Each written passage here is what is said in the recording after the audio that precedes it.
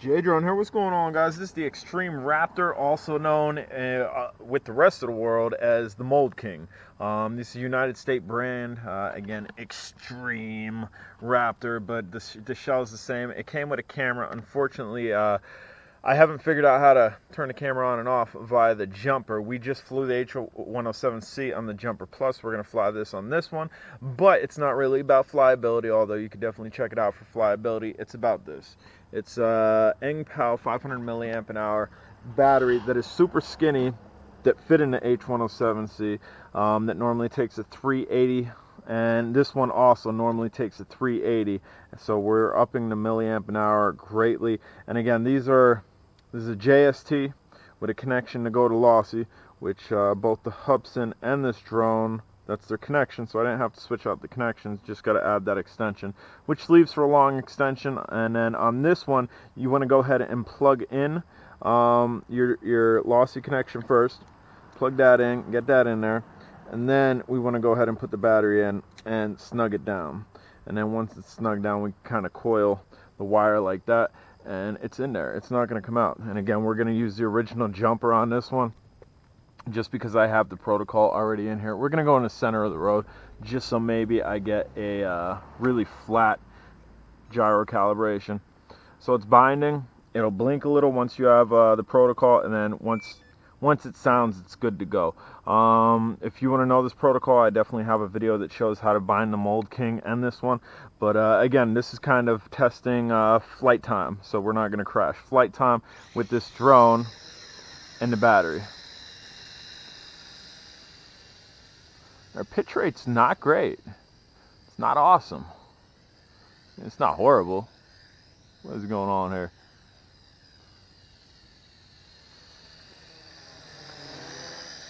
It's not awesome. That's alright. We'll fly it like this. I was going to increase it to 125%, but that would kind of kill my time flight. We'll see what type of flight time we get with this. There's no wind, so having not a great pitch rate isn't an issue. I'm trying to see if it's pitching backwards at all. Maybe a little bit. Alright. Not really. So whatever protocol this is not a extreme high rate protocol where it turns it into a monster. What it will do on the jumper, though, is it'll give you increased range. You don't have to worry about range with this. If you had the Mould King, you wouldn't have to worry about range with it. We're coming down heavy. There we go. The larger Mould Kings, the Super X's and Sky Toys, I believe, made a metallic one that I have. They're all underneath the same protocol, so you can also fly larger ones on this and not have to worry about the range. This drone, you have to kind of baby coming down, because if you come down too quick, then you're going to have to really throttle up to kind of recover. Really smooth flyer. This might be a candidate for that little $20 1080p camera. This is considerably smaller than your SEMA X5, but I think it'd be able to handle that small camera. I really do. And again, we're getting great range with this. I don't have to worry about range whatsoever. Nice smooth flyer. It's too bad the protocol doesn't support, and I know the protocol doesn't support the camera unless it's a combo switch, unless I gotta hit 2 channels at once. But I did try doing that. I'll set every single channel possible with different switches, and nothing triggered that camera. So right now I don't even have it plugged in, so you can take that into account to flight time. I hear geese. Where they at? There they are. There's the geese. Nice.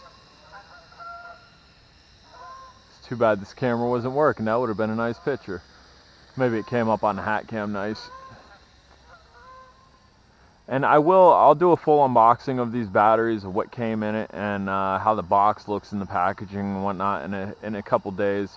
I'm planning to take a hiatus. I believe that's the right word. Easy there, easy. I'm full throttle up. This thing could probably use bigger blades maybe? Or maybe the battery's weighing it down. Maybe it can't handle the battery. It seems to be doing well. I think that might just be me dropping throttle a little bit quicker than I should. Now, I don't know. Seems like it wants to drop. There's LVC. So I think the weight of the battery might be just a slight issue with this. I don't know what type of flight time we got, but we're going to bring this back in this way. It is a predominantly plastic drone, so if it bounces off the pavement, it should be all right. But we're going to keep it over the grass here. Again, this was a time test on this, but just to also show you there are other batteries out there that you can put in your smaller drones that offer a higher milliamp an hour.